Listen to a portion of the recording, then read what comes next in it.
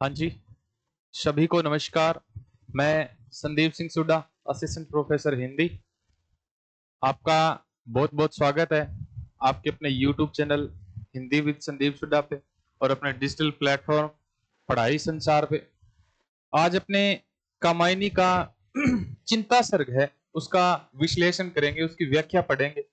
ये जो कामायनी का चिंता सर्ग है, ये असिस्टेंट प्रोफेसर आरपीएससी के सिलेबस में लगता है। आरपीएससी असिस्टेंट प्रोफेसर के हिंदी के सिलेबस में लगता है। एक तो चिंता सर्ग लगता है और एक श्रद्धा सर्ग लगता है। जो श्रद्धा सर्ग है वो पिछले वीडियो में मैंने करवा दिया था, उसका विश्लेषण करवा दिया था। अभी जस्ट 8 सितंबर को आरपीएससी सेकंड ग्रेड भर्ती का जो एग्जाम था हिंदी का, उस एग्जाम में जो श्रद्धा सर्ग से मैंने जो प्रश्न करवाए थे, उसमें से 2 प्रश्न आए थे, 2 के 2 उसी श्रद्धा सर्ग से पूछे गए हैं और मैंने जो बताया था उससे संबंधित ही आए हैं। आप पहले वीडियो चला के देख सकते हैं। आज अपने कामायनी का जो चिंता सर्ग पढ़ेंगे, ये चिंता सर्ग है ये कामायनी का प्रथम सर्ग है। ये कामायनी का प्रथम सर्ग है। अब कामायनी का ये प्रथम सर्ग है, तीसरा सर्ग है, उसको श्रद्धा सर्ग बोला जाता है। तो आपको ये चिंता सर्ग का विश्लेषण करवाने से पहले मैं एक बात और बता दूं कि इसमें आपको जो ये कामायनी है, इसके 15 सर्ग कैसे याद करने हैं। वो 15 सर्ग कैसे याद करने हैं, तो इनका क्रम कैसे हो, 15 सर्गों का क्रम किस प्रकार है, कैसे इनको याद करना है। जैसे इनकी ट्रिक है, एक वो ट्रिक बता दूं मैं आपको, उसके बाद में अपने शुरू करेंगे। ट्रिक है 15 सर्गों की, ठीक है। वो ट्रिक है, चिंता की आशा से श्रद्धा ने काम वासना को लज्जित किया। काम वासना को लज्जित किया। कर्म की ईर्ष्या से ईड़ा ने स्वप्न में संघर्ष किया। कर्म की ईर्ष्या से ईड़ा ने स्वप्न में संघर्ष किया।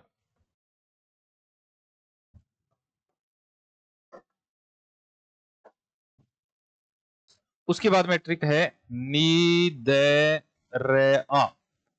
अर्थात निद्रा। ये ट्रिक है इनकी। चिंता पहला सर्ग है, आशा दूसरा सर्ग है, श्रद्धा तीसरा सर्ग है, काम चौथा सर्ग है, वासना पांचवा सर्ग है, लज्जा ये छठा सर्ग है, कर्म ये सातवां सर्ग है, ईर्ष्या ये आठवां सर्ग है, ये जो ईड़ा ये नौवां सर्ग है, स्वप्न 10वां सर्ग है, संघर्ष 11वां सर्ग है, निर्वेद 12वां सर्ग है, दर्शन 13वां सर्ग है, रहस्य 14वां सर्ग है और आनंद ये 15वां सर्ग है।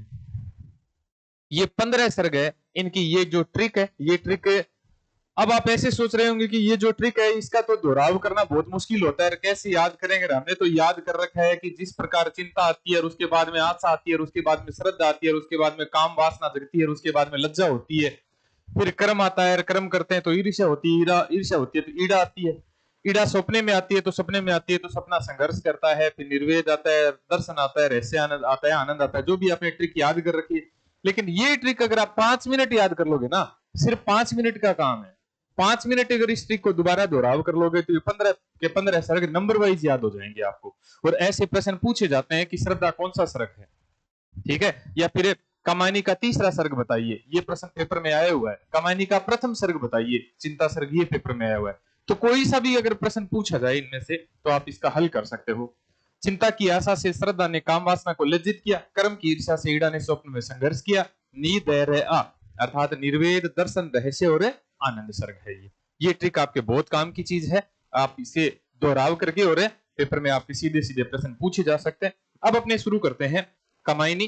कमायनी का है ये चिंता सर्ग, और ये जो चिंता सर्ग है, संस्कृत शिक्षा विभाग 2024 असिस्टेंट प्रोफेसर हिंदी, अभी 2024 के संस्कृत शिक्षा विभाग के हिंदी के पेपर में चिंता सर्ग से संबंधित प्रश्न पूछा गया था। वो प्रश्न भी मैं इसमें ऐड कर दूंगा। इसके अलावा सेकंड ग्रेड में ये जो श्रद्धा सर्ग लगता है, तो चिंता सर्ग से संबंधित एक प्रश्न जैसे कथन से संबंधित पूछा गया था एक कथन, तो वो कथन भी मैं इसमें ऐड कर दूंगा। इसके अलावा कौन कौन से महत्वपूर्ण है, क्योंकि आजकल पेपर में ये नहीं पूछा जाता कि ये किसने कहा, सिर्फ यहां नहीं पूछा जाता किसने कहा, इसका भावार्थ नहीं है, सुमेलित नहीं है, असंगत है, असुमेलित छांटिए। 3 पंक्तियां आएगी या 4 पंक्तियां आएगी, तो 3 पंक्तियां तो सही होगी, एक पंक्ति असुमेलित होगी, वो असुमेलित छांटनी होती है आपको, तो उससे संबंधित भी प्रश्न पूछा जाएगा। तो याद रखना, ऐसे प्रश्न जब भी पूछे जाते हैं तो उनका हल आपको करना चाहिए। जैसे मैं बता रहा हूं वैसे आपको हल करोगे तो आप 100% है वो प्रश्न सही कर दोगे। चलो अपने शुरू करते हैं। ये जो कमाइने जिनका चिंता सर्ग अपने पढ़ेंगे, और चिंता सर्ग है जिसमें अपने संपूर्ण व्याख्या पढ़ेंगे, विश्लेषण पढ़ेंगे कि चिंता सर्ग क्या है, कैसे है, किस आधार पर है। शुरू करते हैं। हिमगिरी के उत्तुंग शिखर पर बैठ शिला की शीतल छा, एक पुरुष भीगे नयनों से देख रहा था प्रलय प्रवाह। एक पुरुष भीगे नयनों से देख रहा था प्रलय प्रवाह। नीचे जल था, ऊपर हिम था, एक तरल था, एक सघन, एक तत्व की ही प्रधानता, कहो उसे जड़ या चेतन। ये कश्मीर का प्रत्यभिज्ञान दर्शन है। ये यहीं से इस पद में ही आता है, प्रत्यभिज्ञान दर्शन, अद्वैत दर्शन से ही प्रभावित है ये प्रत्यभिज्ञान दर्शन है।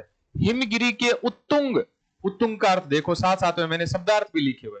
उत्तुंग का मतलब ऊंचे शिखर पर बैठ शिला की शीतल छा, शिला का मतलब है यहां पत्थर। एक पुरुष भीगे नयनों से देख रहा था प्रलय प्रवाह, ये जो प्रलय प्रवाह था ये देख रहा था। ये एक पुरुष कौन था, तो ये मनु थे। ये कौन थे, तो ये मनु थे। नीचे जल था, ऊपर हिम था। नीचे जल था, नीचे तो प्रलय प्रवाही थी, प्रलय प्रवाहित हो रही थी। ऊपर हिम था, अर्थात पर्वत के ऊपर बर्फ जमी हुई थी। एक तरल था, एक सघन, एक तरफ तरल और एक तरफ सघन। एक तरफ तो नीचे तो तरल है और ऊपर ठोस है। देखो ये एक प्रकार का कौन सा दर्शन आ रहा है, तो ये प्रत्यभिज्ञान दर्शन आ रहा है। एक तत्व की ही प्रधानता, कहो उसे जड़ या चेतन। एक तत्व, वो एक तत्व कौन सा है कि शरीर किससे मिलकर बना हुआ है, चाहे वो ठोस रूप में और चाहे वो तरल रूप में। शरीर एक प्रकार का क्या है, तो तरल है, एक प्रकार का जल है। एक तत्व की ही प्रधानता, कहो उसे जड़ या चेतन।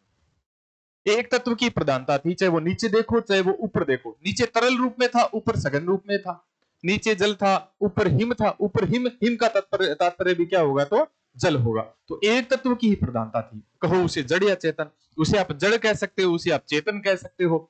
तो इसमें विशेष तौर से तो अद्वैतवाद का प्रभाव है, लेकिन दर्शन अगर पूछा जाए कौन सा दर्शन है, याद कर लेना, तो इसमें प्रत्यभिज्ञान दर्शन है। अद्वैतवाद मतलब दो नहीं होते, आत्मा परमात्मा एक होती है। आत्मा और परमात्मा का ही रूप है सघन और चेतन, ठीक है। सघन और चेतन, जड़ और चेतन, तरल और सघन, ये एक प्रकार का क्या है, तो अद्वैत दर्शन है। और मूल रूप से, मुख्य रूप से अगर कहा जाए तो ये कौन सा दर्शन है, ये मुख्य रूप से प्रत्यभिज्ञान दर्शन है, ठीक है। शैवों का प्रतिविज्ञान दर्शन। दूर दूर तक विस्तृत था हिम, स्तब्ध उसी के हृदय समान। उसी के मतलब किसके हृदय समान, मनु के। ऐसे प्रश्न पूछे जाते हैं भाई, चाहे वो असिस्टेंट प्रोफेसर हो। आरपीएससी का वर्तमान में स्टैंडर्ड मैं बता दूं कि पीछे के जो पेपर आए हैं, चाहे वो नीट का पेपर हो, उसके बाद में स्कूल व्याख्याता का एग्जाम हो, उसके बाद में अगर देखें तो अपने सेकंड ग्रेड का एग्जाम है, तो आरएएस का एग्जाम है, तो जितने भी पेपर आ रहे हैं ना, वो सारे स्टैंडर्ड के पेपर आ रहे हैं। ऐसे नहीं कि साधारण सा प्रश्न पूछ लिया गया है। तो उसमें ऐसे नहीं कि सिर्फ ऐसा ही पूछा जाएगा कि उसी के किसके बारे में कहा गया है। ऐसे भी पूछा जाएगा कि निम्नांकित में से कौन सा अर्थ नहीं है, निम्नांकित पद का कौन सा अर्थ नहीं है। ऐसे ही प्रश्न पूछे गए 2020 के असिस्टेंट प्रोफेसर के पेपर में। ऐसे ही प्रश्न 2024 के कॉलेज शिक्षा के पेपर में और संस्कृत शिक्षा के पेपर में, दोनों में ये ऐसे ही प्रश्न पूछे गए थे। तो दूर दूर तक विस्तृत था हिम, स्तब्ध उसी के हृदय समान, नीरवता सी शिला चरण से टकराता फिरता पवमान। तरुण तपस्वी सा वह बैठा, साधन करता सुर शमशान, नीचे प्रलय सिंधु लहरों का होता था सह करुण अवसान। दूर दूर तक विस्तृत था हिम, दूर दूर तक बर्फ फैली हुई थी। स्तब्ध उसी के हृदय समान, अर्थात मनु के हृदय के समान ही बर्फ फैली हुई थी, अर्थात कठोर हो गया था हृदय। नीरवता, नीरवता का देखो, नीरवता का अर्थ शांति होता है, ठीक है। नीरवता का अर्थ क्या है? नीरवता का मतलब है शांति।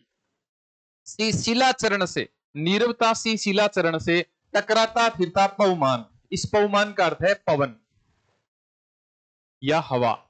पवमान का मतलब क्या है? पवन या फिर हवा। पवमान का मतलब पवन या फिर हवा हो जाएगा। तरुण तपस्वी सा वह बैठा, तरुण मतलब युवा, तपस्वी सा वह बैठा, साधन करता सुर शमशान। अब साधन करता सुर शमशान है ना, इसका अर्थ साथ साथ में मैंने दे रखा है।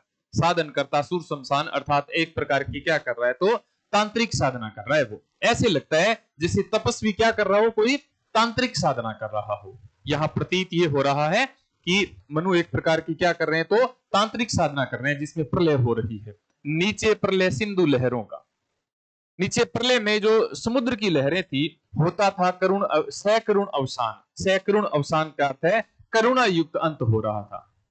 उन लहरों का करुणा युक्त अंत हो रहा था, अर्थात लहरें धीरे धीरे धीरे धीरे शांत होती जा रही थी। जो प्रलय आई थी तो वो प्रलय धीरे धीरे धीरे धीरे क्या हो रही थी? तो शांत हो रही थी। अवसान का मतलब है अंत, सैकरुण मतलब करुणा युक्त, सैकरुण का मतलब क्या है? तो करुणा युक्त है, ठीक है।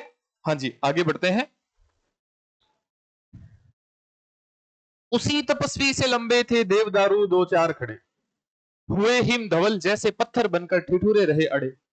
अवयव की दृढ़ मांसपेशियां ऊर्ज स्फीत था वीर अपार, स्फीत सिराएं स्वस्थ रक्त का होता था जिनमें संसार। उसी तपस्वी से लंबे थे देवदारू दो चार खड़े।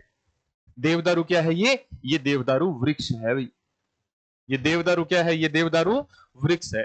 उसी तपस्वी अर्थात यहां तपस्वी किसके लिए आया है? तो तपस्वी मनु के लिए आया है। उसी तपस्वी से लंबे थे देवदारू दो चार खड़े, हुए हिम धवल। हिम धवल का मतलब है बर्फ जैसे सफेद। देखो इसमें साथ साथ में मैंने दे रखा है ताकि आपको कोई परेशानी न हो गई, ठीक है। हाँ, हुए हिम धवल जैसे पत्थर बनकर ठिठुर रहे अड़े। ऐसे लगता है सफेद जो देवदारू है ना वो भी सफेद हो गए थे, ऐसे लग रहा था जैसे पत्थर बनकर वो ठिठुर रहे हो। हिमधवल जैसे पत्थर बनकर ठिठुर रहे अड़े, ऐसे लगता है जैसे वो ठिठुर रहे हो। अवयव की दृढ़ मांसपेशियां, अवयव का अर्थ है यहां अंग। देखो साथ साथ में मैंने अंग लिखवाया हुआ है यहां। अवयव की दृढ़ मांसपेशियां, दृढ़ का मतलब होता है मजबूत।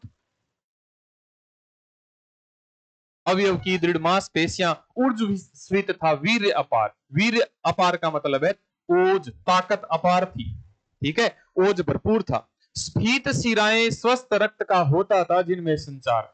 ऐसे लगता था जैसे स्फीत शिराएं मतलब का अर्थ है यहां उभरी हुई नसें, हाथों में शरीर में नसें उभरी हुई थी। स्वस्थ रक्त का होता था जिनमें संचार, जिसके शरीर में स्वस्थ रक्त था।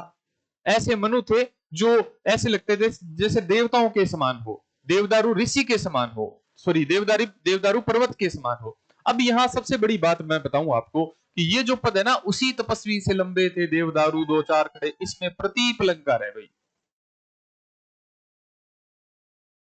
इसमें कौन सा अलंकार है? तो इसमें प्रतीप अलंकार है। प्रतीप अलंकार क्यों है?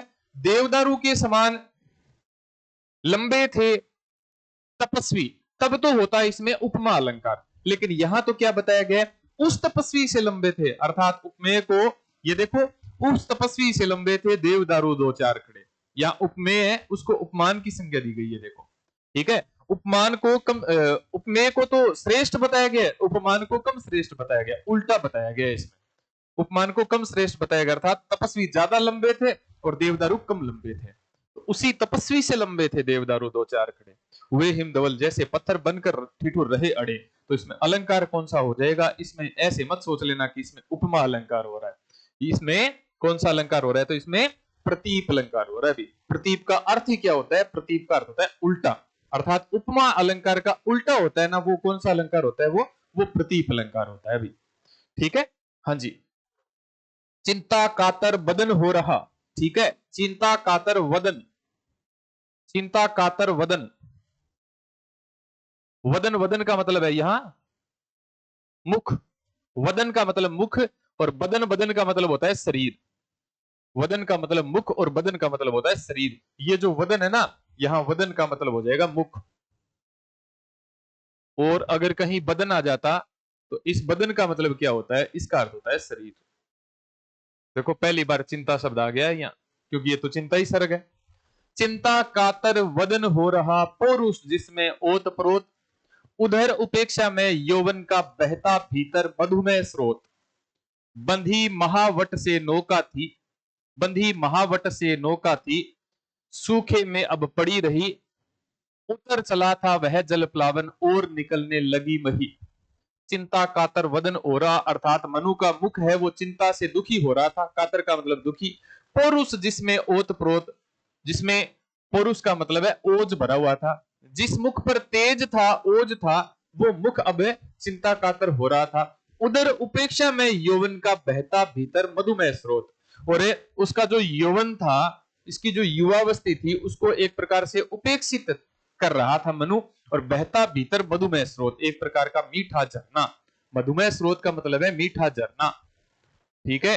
मधुमेह स्रोत का मतलब क्या है, तो मीठा झरना। ऐसे लगता है जैसे उस यौवन में एक प्रकार का मीठा झरना बह रहा हो।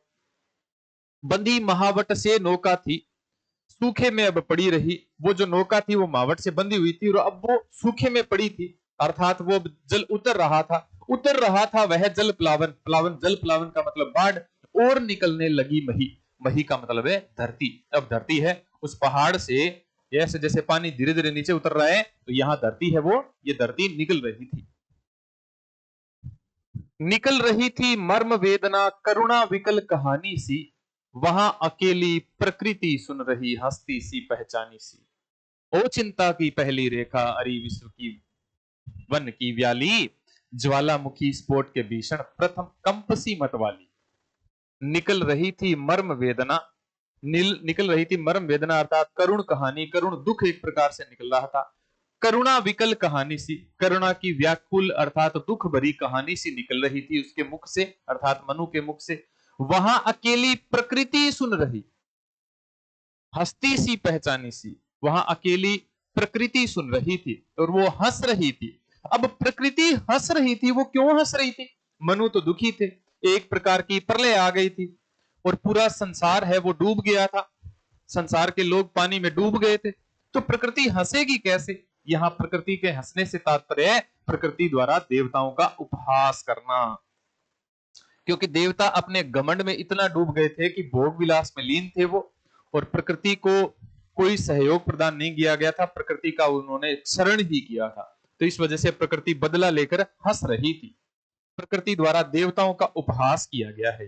ये प्रश्न पेपर में सीधा सीधा आ सकता है भी। वहां अकेली प्रकृति सुन रही हंसती सी पहचानी सी, तो यहां प्रकृति द्वारा देवताओं का उपहास किया गया है। ओ चिंता की पहली रेखा अरि विश्व वन की व्याली, विश्व रूपी वन की व्याली, व्याली का मतलब है सर्पिणी, व्याली का मतलब है सर्पिणी। ज्वालामुखी स्फोट के भीतर, स्फोट का मतलब यहां फूटना, ये स्फोट का मतलब क्या है, यहां फूटना। ज्वालामुखी स्फोट के भीषण प्रथम कंपसी मतवाली, मतवाली अर्थात नशीली, मद से भरी।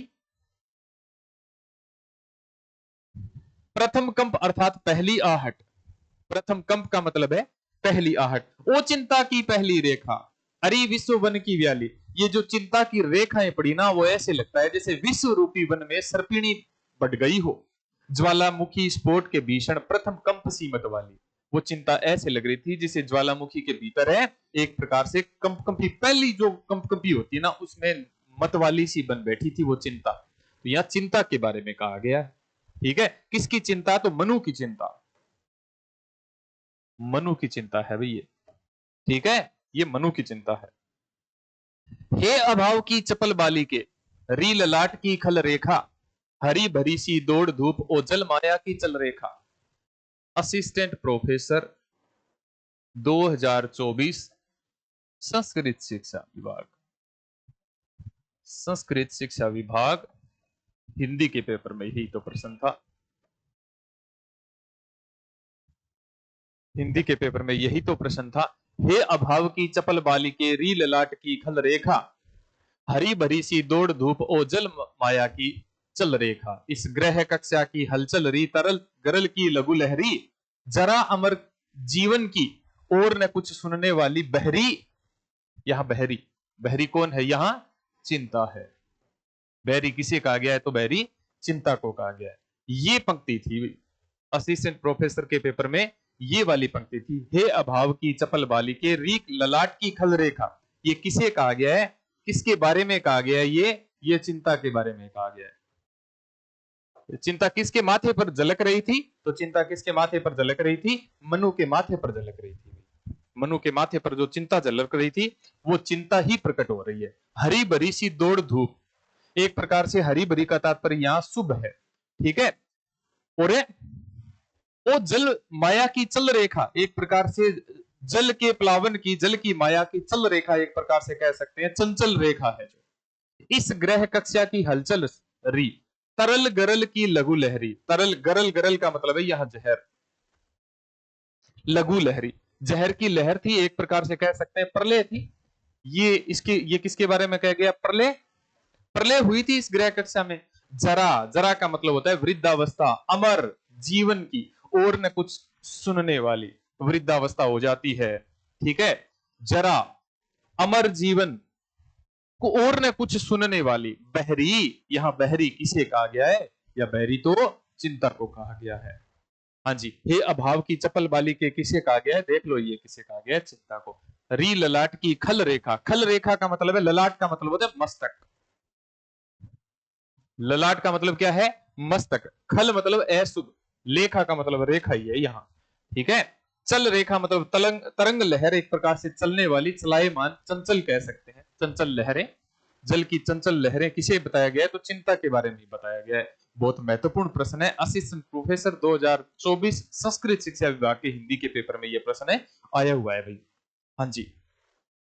अरि व्याधि की सूत्रधारणी, अरि आदि मधुमेह अभिशाप, हृदय गगन में धूमकेतु सी, पुण्य सृष्टि में सुंदर पाप।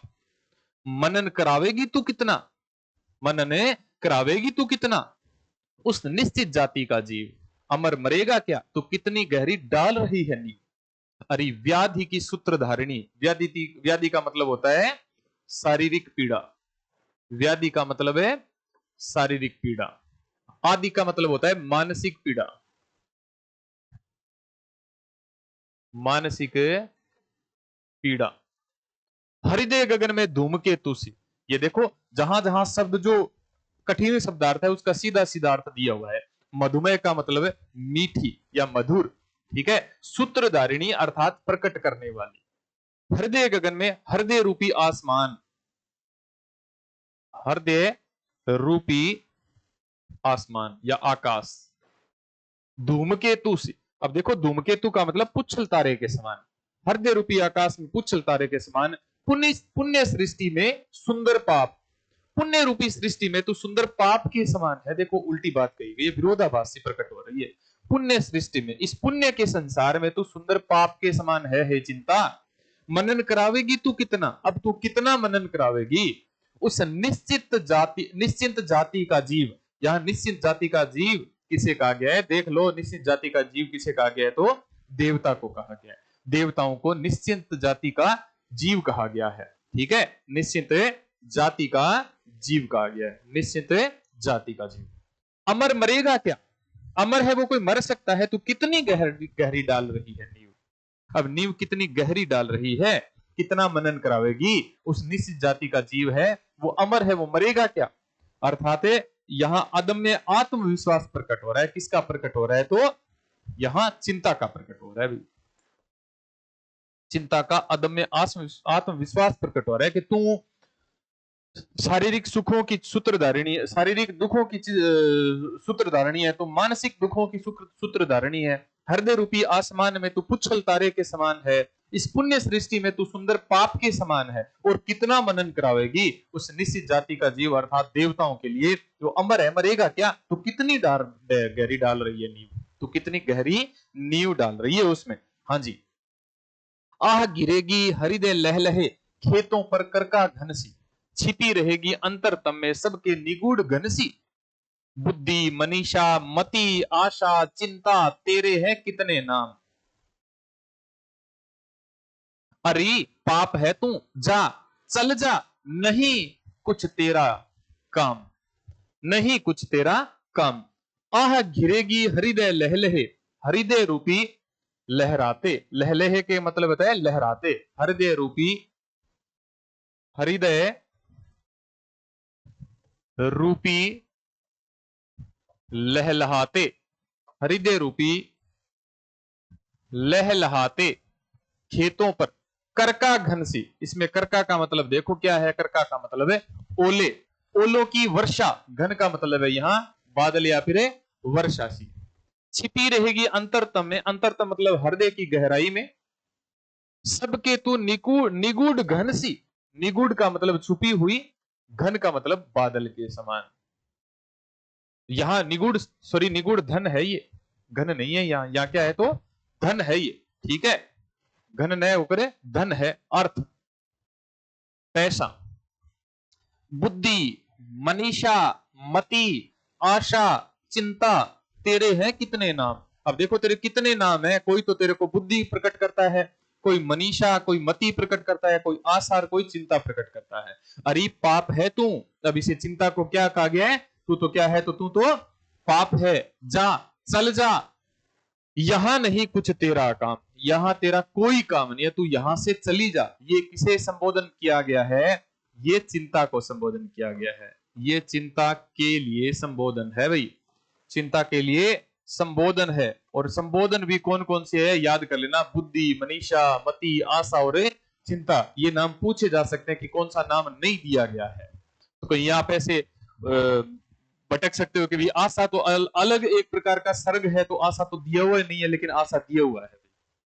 बुद्धि, मनीषा, मति, आशा और चिंता, ये पांचों याद कर लेना भी, एक साथ है नाम आए, पूछा जा सकता है कौन सा नहीं है, ठीक है, कौन सा नहीं है, तो आशा है इसमें, ये याद कर लेना, ऐसा प्रश्न पेपर में पूछा जा सकता है। मनीषा का मतलब बुद्धि है, हृदय में बुद्धि।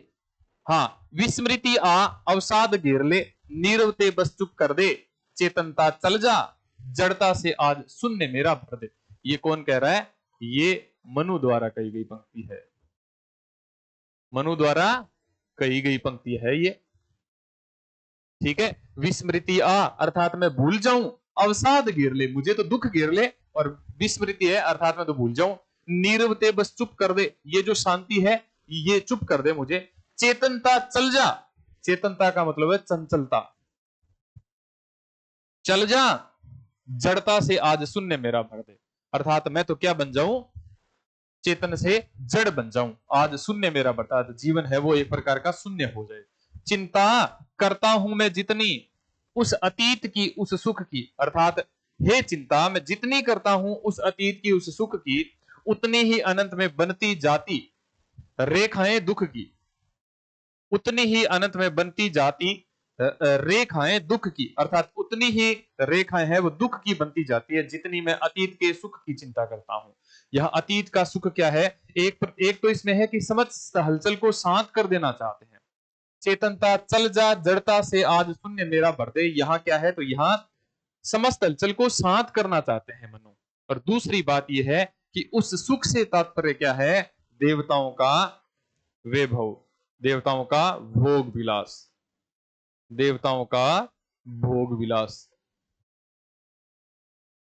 क्या है ये देवताओं का भोग विलास है, उस अतीत की उस सुख की उतनी अनंत में बनती जाती रेखाएं दुख की, उतनी ही रेखाएं वो दुख की बनती जाती है जितना मैं उन सुख को याद करता हूं, ठीक है। यहां सुख से तात्पर्य क्या है, देवताओं द्वारा जो भोग विलास किया गया, ठीक है, व्यभिचारिता की गई। हाँ जी, आह सर्ग के अग्रदूत, आह सर्ग के अग्रदूत, तुम असफल हुए, विलीन हुए, भक्षक या रक्षक जो समझो, केवल अपने मीन हुए, अरे आंधियो ओ बिजली की, दीवा रात्रि तेरा नर्तन, उसी वासना की उपासना, वह तेरा प्रत्यावर्तन। आह सर्ग के अग्रदूत, देख लो किसे कहा गया है, आह सर्ग के अग्रदूत किसे कहा गया है, तो देवताओं को कहा गया है। तुम असफल हुए अर्थात देवता असफल हो गए, हुए विलीन, भक्षक या रक्षक जो समझो, केवल अपने मीन हुए, मछली है वो छोटी मछलियों को जिस प्रकार खा जाती है, उसी प्रकार वो भक्षक नहीं थे, बल्कि वो रक्षक नहीं थे, तो वो अपने आप के ही क्या बन गए, अपनी ही जाति के क्या बन गए, तो वो भक्षक बन गए। कहने में तो वो रक्षक थे, लेकिन अपनी जाति के ही वो क्या बन गए, तो भक्षक बन गए। अरे आंधियों, ओ बिजली की दीवारात्रि तेरा नर्तन, दीवारात्रि मतलब दिन रात, दिन और रात्रि रूपी तेरा जो नृत्य होता है, उसी वासना की उपासना वह तेरा प्रत्यावर्तन। उसी वासना की उपासना अर्थात उस वासना की जो उपासना में थे तुम, वो वासना की उपासना क्या थी, अर्थात देवता किस में लीन थे, तो भोग विलास में लीन थे। वो तेरा प्रत्यावर्तन रूप में लौटा है, अर्थात किस रूप में लौटा है, तो वो प्रलय रूप में लौटा है। यहां प्रत्यावर्तन किस रूप में आया था, प्रलय रूप में आया था। वासना की उपासना क्या थी, भोग विलास में लीन थे, वासना में लीन थे, वासना की उपासना करते थे, अर्थात भोग विलास में लीन थे, और उसका प्रत्यावर्तन हुआ। प्रत्यावर्तन किस प्रकार से हुआ, तो प्रलय रूपी बाढ़ के रूप में हुआ था। ठीक है, प्रलय रूपी बाढ़ के रूप में उसका प्रत्यावर्तन हुआ था। तो ये सब आह सर्ग के अग्रदूत। अब आह सर्ग के अग्रदूत, ये प्रश्न इंपॉर्टेंट बन जाता है। ये आह सर्ग के अग्रदूत किसे कहा गया है, याद कर लेना, किसे कहा गया, तो देवता को कहा गया है। ठीक है, हाँ जी। मणि दीपों के अंधकार में अरे निराशा पूर्ण भविष्य, देव दंभ के महामेद में सब कुछ ही बन गया भविष्य। देव दंभ के महामेध में सब कुछ ही बन गया भविष्य। अरे अमृता के चमकीले पुत्रों, तेरे ये जयनाद कांप रहे हैं आज प्रतिध्वनि, बनकर मानो दीन विषाद। मणिदीपों के अंधकार में, मणिदीपों के अंधकार में अरे निराशापूर्ण भविष्य। ये जो मणि रूपी दीपकों के अंधकार में निराशापूर्ण जो भविष्य, अर्थात मणि के दीपकों में जिस प्रकार अंधकार था, उसी प्रकार से ये जो भविष्य है, ये निराशा के गर्त में जा रहा है। देवदंभ के महामेध में, महामेध का अर्थ यहां देख लो क्या है, तो महायज्ञ, देवताओं का अहंकार। देवदंभ का मतलब क्या है, देवताओं का अहंकार, अभिमान या फिर अहंकार। सब कुछ ही बन गया भविष्य। भविष्य का मतलब होता है हवन की सामग्री। भविष्य का मतलब होता है हवन की सामग्री। भविष्य का मतलब क्या हो जाएगा, तो हवन की सामग्री। उस देवताओं के जो अहंकार रूपी महायज्ञ में सब कुछ तो क्या बन गया था, हवन की सामग्री बन गई। सारी धरती हवन की सामग्री बन गई, क्योंकि सारी धरती ही प्रलय में डूब गई थी। अरे अमृता के चमकीले पुत्रों, तेरे ये जयनाद, जयनाद अर्थात तेरी ये जो विजय ध्वनि थी, कांप रहे हैं आज प्रतिध्वनि। वो जो विजय ध्वनि थी, वो आज प्रतिध्वनि रूप में कांप रही है, बनकर मानो दीन विषाद। दीन विषाद अर्थात भयंकर दुख। ठीक है, दीन गरीबी और दुख रूप में वो एक प्रकार से क्या है कि प्रतिध्वनि हो रही है यहां। तो यहां अमरता के चमकीले पुतलो किसे कहा गया है, अमरता के चमकीले पुतलो देवता को कहा गया। ये तेरे जयनाद। अब वो जयनाद क्या थे, भोग विलास था एक प्रकार से। कांप रहे हैं आज प्रतिध्वनि, कांप रहे हैं आज प्रतिध्वनि रूप में, क्या कांप रहे, तो प्रलय के रूप में। किसके रूप में, तो प्रलय के रूप में भाई, याद कर लेना, ये प्रलय के रूप में। आगे बढ़ते हैं। प्रकृति रही दुर्जे पराजित, हम सब थे भूले मद में, भोले थे हाँ तिरते केवल सब विलासिता के नद में। वे सब डूबे, डूबा उनका विभव, बन गया पारावार, उमड़ रहा था देव सुखों पर दुख जल्दी का नाद अपार। प्रकृति रही दुर्जे अर्थात प्रकृति को कभी भी जीता नहीं जा सकता। प्रकृति कहते हैं ना कि प्रकृति के पास कोई पटवारी नहीं है। वो जब चाहे अपनी भूमि जितनी चाहे मांग सकती है, वो कोई पटवारी उसके आड़े नहीं आ सकता। तो प्रकृति रही दुर्जे पराजित, हम सब थे भूले मद में। हारे हुए तो हम थे, हारे हुए तो हम थे।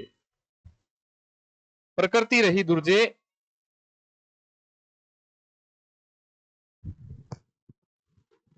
प्रकृति रही दुर्जे। एक सेकंड बस, मैं होल्ड रखना।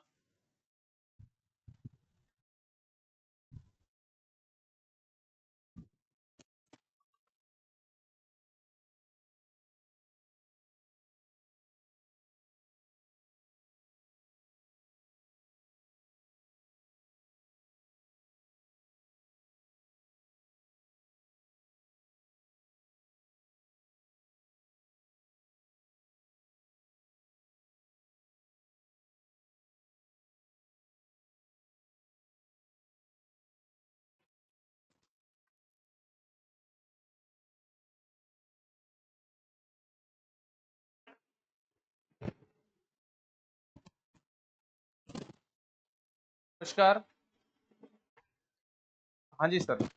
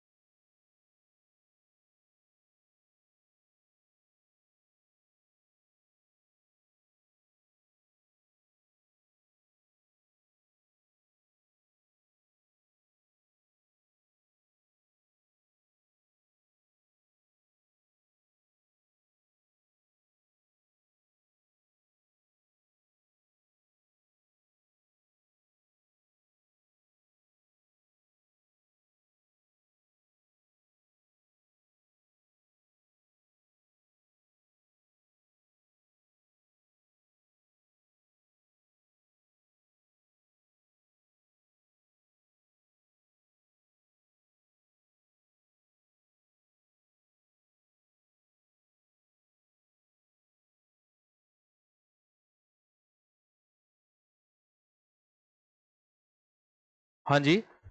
तो क्या है कि थोड़ा सा क्षमा प्रार्थी है हम कि बीच में एक कॉल आ गई थी, कोई जरूरी कॉल है। इतनी जरूरी होती है कि मैं कोई इमरजेंसी से इमरजेंसी कॉल लेता है वही उठाता हूँ, फिर भी देखो क्षमा प्रार्थी हैं आपका जो 2-4 मिनट आपके खराब हुए। चलो अपने दोबारा कंसंट्रेट होते हैं।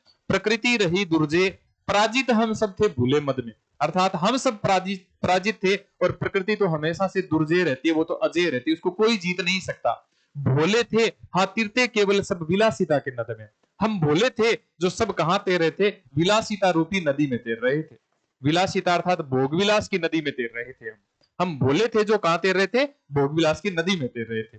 वे सब डूबे, डूबा उनका विभव, बन गया पारावर। पारावार का मतलब होता है समुद्र।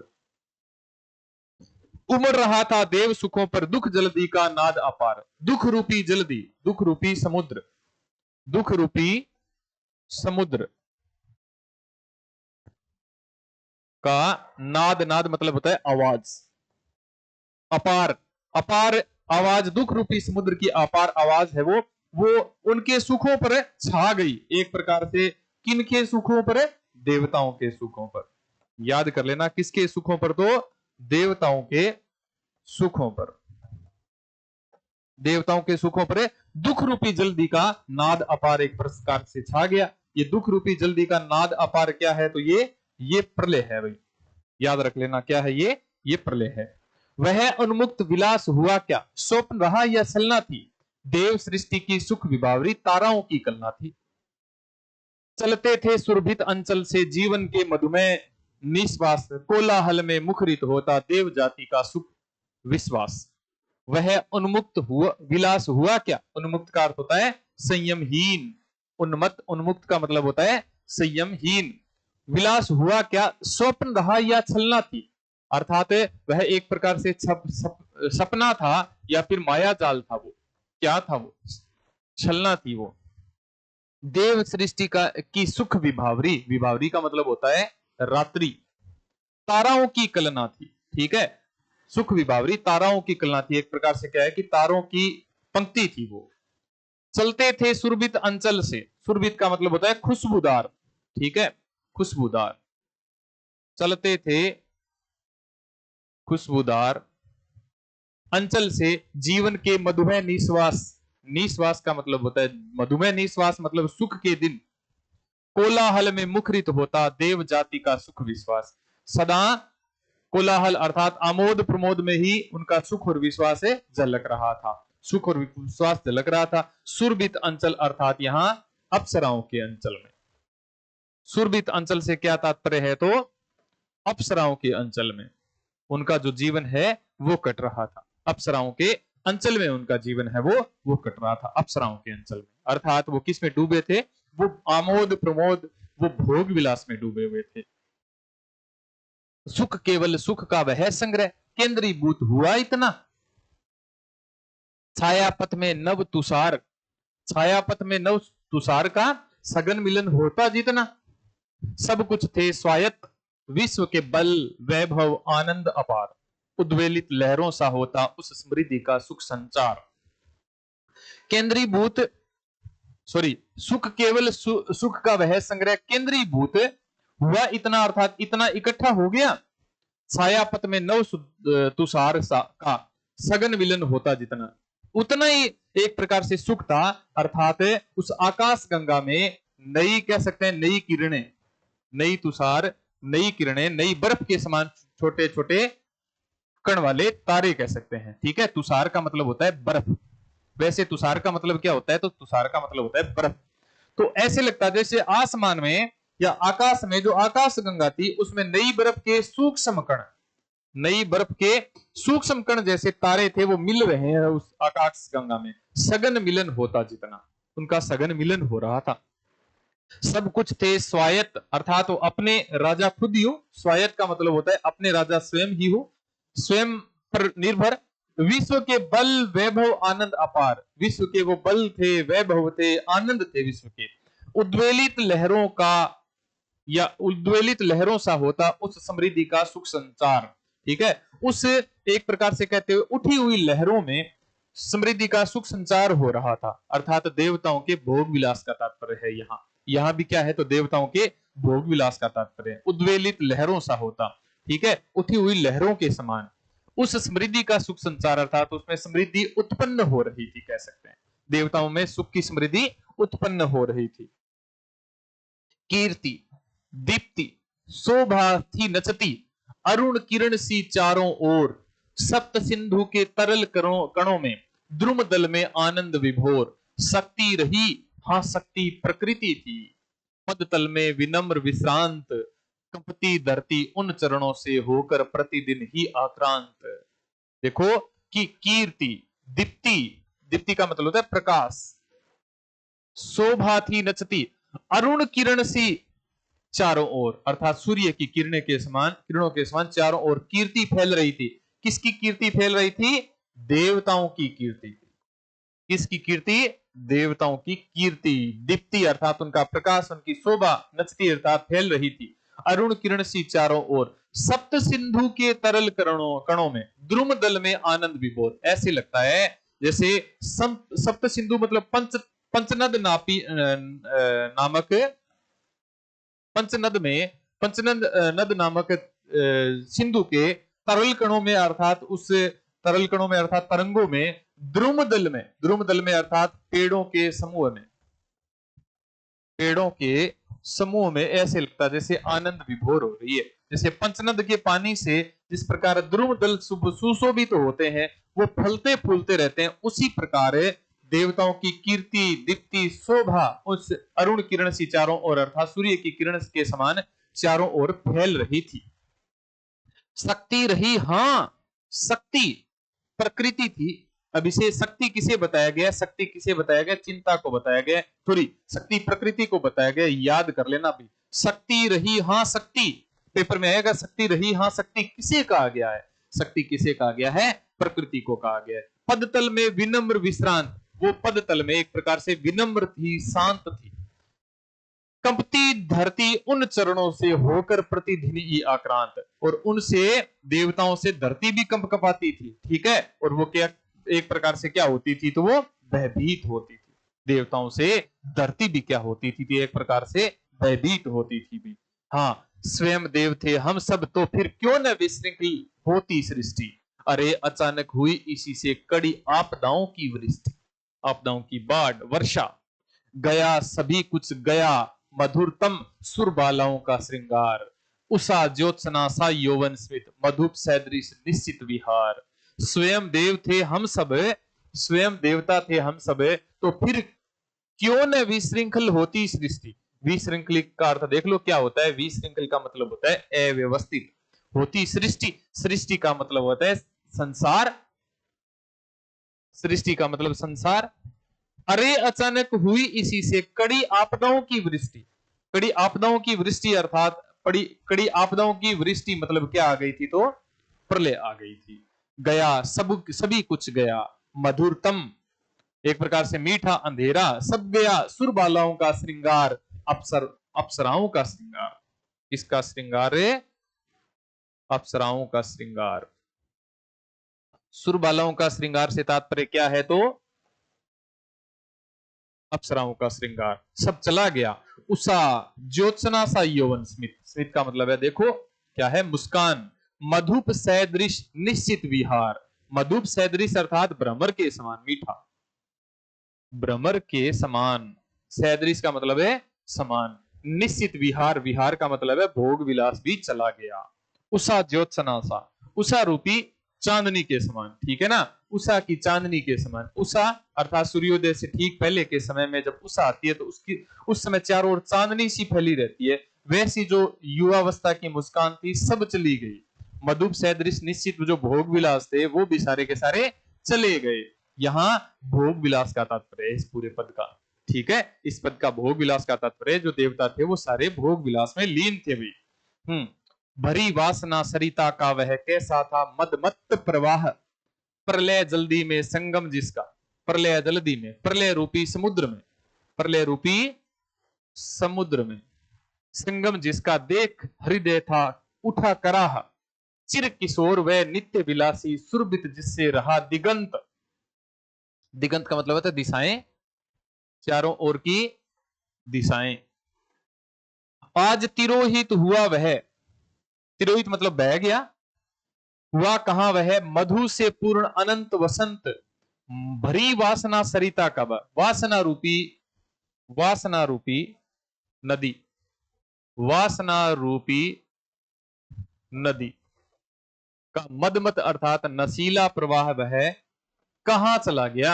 उस वासना रूपी नदी का जो प्रवाह था वो कहां चला गया? प्रलय सिंधु में संगम जिसका, देख हृदय था उठा कराह, एक प्रकार से कराह उठा दे, हृदय रोने लगा। जब प्रलय रूपी समुद्र में जब वो नदी, वासना रूपी नदी बह गई ना, तब चारों ओर हृदय वो करा उठे थे। वो जो हृदय जो भोग विलास में लीन थे वो सारे के सारे हृदय अब कराह उठे थे।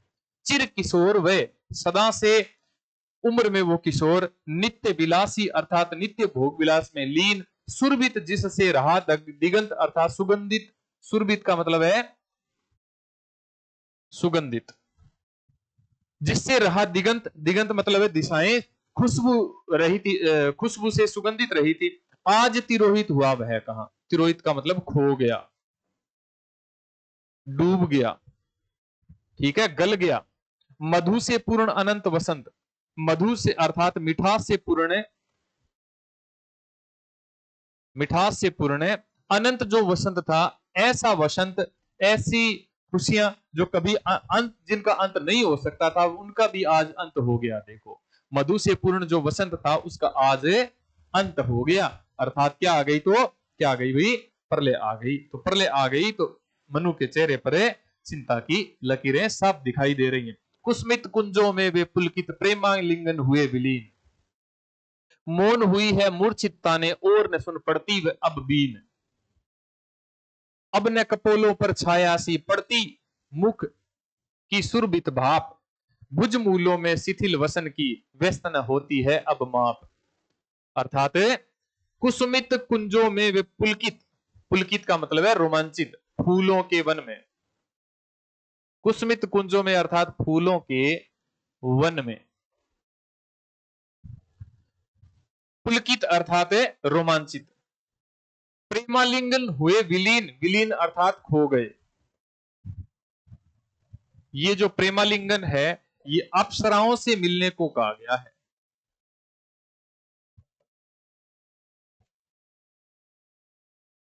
अप्सराओं से गले लगना या अप्सराओं के गले लगने से तात्पर्य है, अप्सराओं के गले लगने से तात्पर्य के कर लेते हैं अपने से की जगह।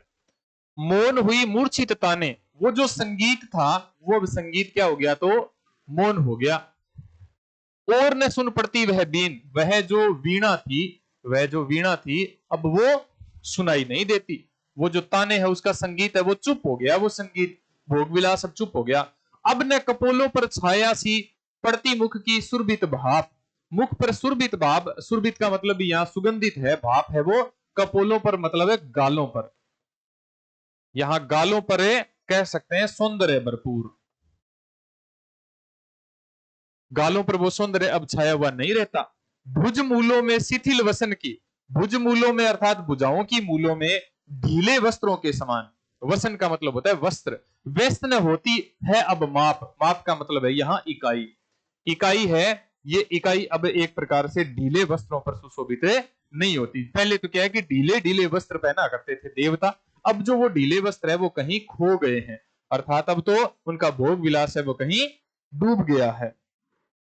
कंकण कणवित रणित नुपुर थे, हिलते थे छाती पर हार, मुखरित था कलरव गीतों में, स्वर लय का होता अभिशार, सौरभ से दिगंत पूरित था, अंतरिक्ष आलोक अधीर, सब में एक अचेतन गति थी, जिसमें पिछड़ा रहे समीर।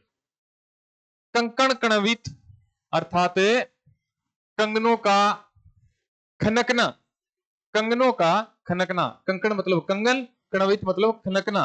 रणित नुपुर थे अर्थात उनके पायल बजती थी, पायल के वो आभूषण पहने रखते थे।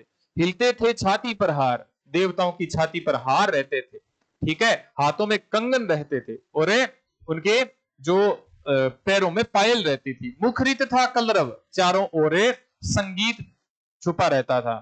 कलरव गीतों में स्वर लय का होता अभिशार, अभिशार का मतलब होता है मिलना। यहाँ अभिशार का मतलब क्या होता है, ये देखो अभिशार का मतलब क्या है, मिलना। स्वर लय का होता अभिशार अर्थात एक प्रकार से स्वर लय मिलती थी आपस में, संगीत की आपस में स्वर लय मिलती थी।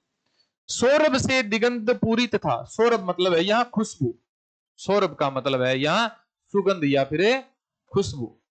से दिगंत पूरित था, दिगंत का मतलब है दिशाएं, दिगंत पूरित अर्थात दिशाएं भरी हुई थी, चारों ओर खुशबू ही खुशबू थी। अंतरिक्ष आलोक अधीर, अंतरिक्ष था वो भी आलोक से अधीर था, ठीक है। सब में एक अचेतन गति थी, अचेतन गति वो कौन सी गति थी, वो मस्ती की गति थी, जिसमें पिछड़ा रहे समेत, जिसमें हवा तो पीछे ही छूट गई, हवा तो पीछे छूट गई, उससे ज्यादा तो क्या फैली हुई थी, तो खुशबू फैली हुई थी। देवताओं के महलों में हवाओं की जगह किसने ले ली थी, तो हवाओं की जगह खुशबू ने ले ली थी। हाँ जी, वह अनंग पीड़ा अनुभव सा अंग भंगियों का नर्तन, मधुकर के मकरंद उत्सव सा, मदिर भाव से आवर्तन। मकरंद उत्सव सा, मरंद का अर्थ है यहां मकरंद ही है, मरंद का मकरंद। सुरा सुर भी मैं बदन अरुण वे, नयन भरे आलस अनुराग, कल कपोल था जहां बिछलता, कल्प वृक्ष का पीत पराग। वह अनंग पीड़ा, अनंग पीड़ा अर्थात वह काम की पीड़ा के समान, वह किसकी पीड़ा के समान है, काम की पीड़ा के समान अनुभव हो रहा है। अंग भंगियों का नर्तन, अंग भंगियों का नर्तन अर्थात एक प्रकार से अप्सराएं नृत्य करती थी तो उसके साथ साथ देवता भी नृत्य करने लग जाया करते थे। मधुकर के मकरंद उत्सव सा मदिर भाव से आवर्तन, मदिर का अर्थ होता है नशे में। मधुकर का जो मकरंद उत्सव होता है ना, जिस प्रकार भ्रमर है वो मधुकर, मधुकर का मतलब क्या हो जाएगा, तो मधुकर का मतलब हो जाएगा भ्रमर के मकरंद उत्सव था, अर्थात वो पराग ग्रहण करता है ना, उसी प्रकार देवता नशा ग्रहण करते थे। सुरा सुरभि में वदन अरुण वे, अरुण का मतलब यहाँ मुख, लाल मुख, ठीक है। सुरा, सुरा का मतलब है यहाँ शराब, सुरभि में, सुरभि में अर्थात शराब की खुशबू से। बदन अरुण वे, बदन उनका लालिमा युक्त था, नयन भरे आलस अनुराग से, ठीक है, जो आंखें हैं वो आलस से, अनुराग का मतलब प्रेम से भरी हुई थी। कल कपोल था जहां बिछलता, कपोल का मतलब गाले, मुख है वो एक प्रकार से बिछलता था, कल कपोल। कल्प वृक्ष का पीत पराग, ऐसे लगता है जैसे कल्प वृक्ष का पीला, ठीक है, मकरंद पीला रस फिसल रहा था, ठीक है, कल्प वृक्ष का पीला जो रस है वो चारों ओर फिसल रहा हो, ऐसे चारों ओर क्या है कि भोग विलास पूर्ण जीवन व्यतीत हो रहा था देवताओं का। विकल वासना के प्रतिनिधि वे, पेपर में पूछा जा सकता है किसे कहा गया है, विकल वासना के प्रतिनिधि किसे कहा गया है, देवताओं को कहा गया है भाई। विकल वासना के प्रतिनिधि किसे कहा गया है, तो देवताओं को कहा गया है। सब मुरझाए चले गए, आह जले अपनी ज्वाला से, फिर वे जल में गले गए। विकल वासना के प्रतिनिधि अर्थात देवता, वो सब मुरझा गए, या तो अपनी ज्वाला में जल गए या फिर जल में गल गए। कितनी बड़ी कल्पना है, या तो ज्वाला में जल गए या फिर जल में गल गए। अरि उपेक्षा भरी अमरते, अतृप्ति निर्बाध विलास, द्विधा रहित अपलक नयनों की, भूख भरी दर्शन की प्यास। अरि उपेक्षा की, अरि उपेक्षा भरी अमरते, अर्थात एक प्रकार से क्या है कि उपेक्षा भरी अमरते, री अतृप्ति निर्बाध विलास, विलास है वो तो अतृप्ति रहता है, अर्थात तृप्त नहीं होता, वो तो जितना विलास भोग विलास में डूबते हैं उतना ही गहरा चले जाते हैं, लेकिन वो कभी उससे तृप्ति नहीं होती। द्विधा रहित अपलक नयनों की, द्विधा रहित अपलक नयनों की, भूख भरी दर्शन की प्यास। अब भूख भरी दर्शन की प्यास अर्थात वो भोग विलास में लीन थे, किसको, किसके भोग विलास में लीन थे, वो अप्सराओं के भोग विलास में लीन थे। भले उनकी आंखें अपलक हो जाया करती थी लेकिन द्विधा रहित हुए, वो चिंता रहित थे, और उनकी आंखें सदा ही किसको देखने के लिए तत्पर रहा करती थी, तो उनकी आंखें सदा ही अप्सराओं को देखने के लिए तत्पर रहा करती थी। तो ऐसे उनके जीवन में आशाएं थी, और वो सारे के सारे विकल वासना के प्रतिनिधि, विकल वासना के प्रतिनिधि कौन है भाई, कौन है, तो देवता है। हाँ, बिछुड़े तेरे सब आलिंगन, पुलक स्पर्श का पता नहीं। अब क्या है कि वर्षा आई, बाढ़ आई, तो बिछड़े तेरे सब आलिंगन अर्थात सब आलिंगन तेरे, सब गले मिलने का जो भाव था वो सारा का सारा खत्म हो गया, डूब गया। विकल वासना के बिछड़े तेरे सब आलिंगन, पुलक स्पर्श का पता नहीं, मधुमेह चुंबन कातरताएं आज न मुख को सता रही। रत्न सौंद के वातायन, जिनमें आता मधु मदिर समीर, टकराती होगी अब उनमें तिमिंगलों की भीड़ अधीर।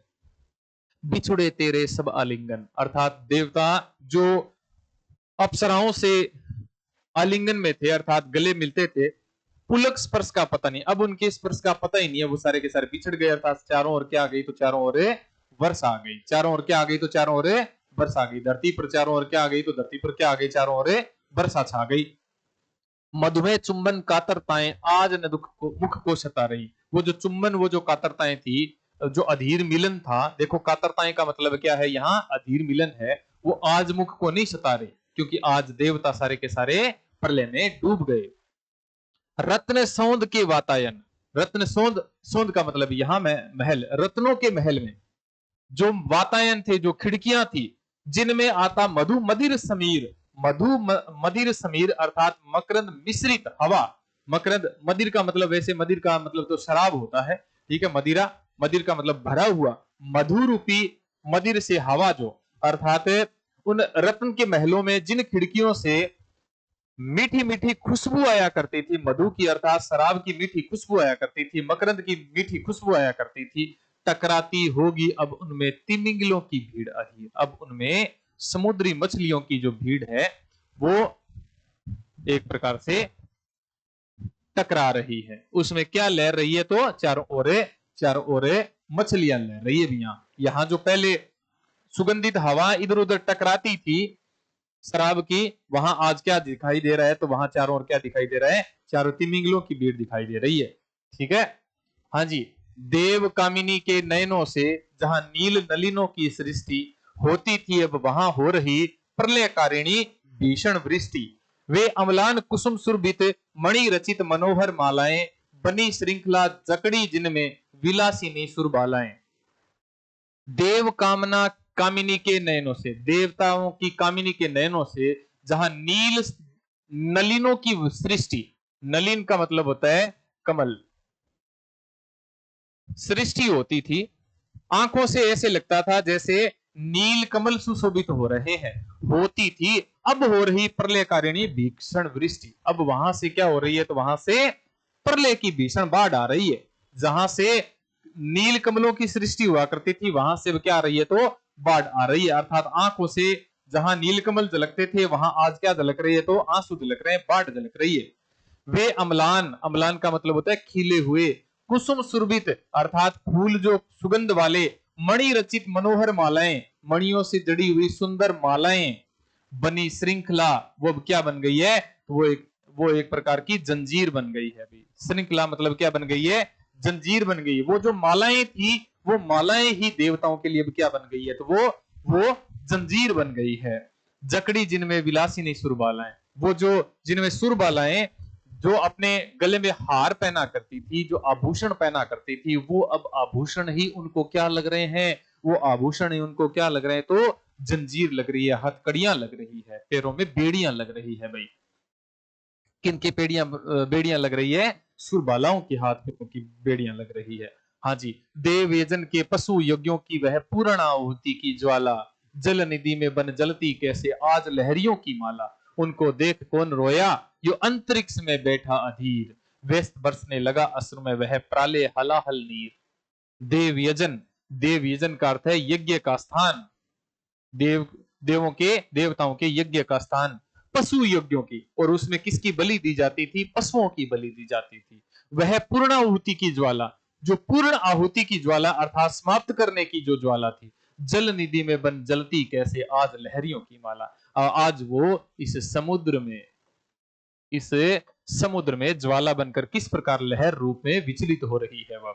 उनको देख कौन रोया यूं अंतरिक्ष में बैठा अधीर, अंतरिक्ष में बैठा वो कौन रो रहा था, व्यस्त बरसने लगा अश्रु में वह प्राले हलाहर नीर। वो एक प्रकार से जहर रूपी पानी बरसने लगा, या जहर रूपी पानी बरसाने लगा।